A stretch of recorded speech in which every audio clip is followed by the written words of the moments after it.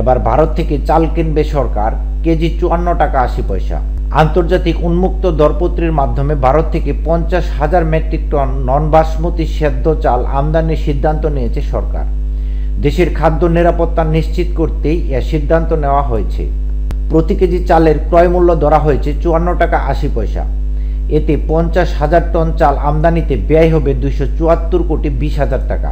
বুধবার সচিবালয়ে অর্থ উপদেষ্টা ডক্টর সালেউদ্দিন আহমদের সভাপতিত্বে খাদ্য মন্ত্রণালয়ের প্রস্তাবের পরিপ্রেক্ষিতে এ চাল কেনার অনুমোদন দিয়েছে সরকারি ক্রয় সংক্রান্ত উপদেষ্টা পরিষদ কমিটি।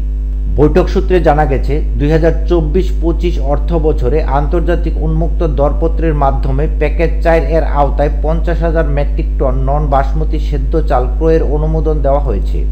2024-25 অর্থ বছরে রাষ্ট্রীয় জরুরি প্রয়োজনে ও জনস্বার্থে আন্তর্জাতিক উৎস থেকে 6 লাখ মেট্রিক টন চাল আমদানির জন্য অর্থনৈতিক বিষয় সংক্রান্ত উপদেষ্টা পরিষদ কমিটি থেকে অনুমোদিত হয়।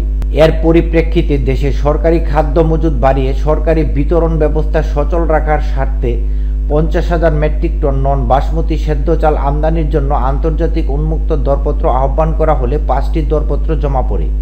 5টি প্রস্তাবই আর্থিক ও কারিগরিভাবে রেসপন্সিভ হয়।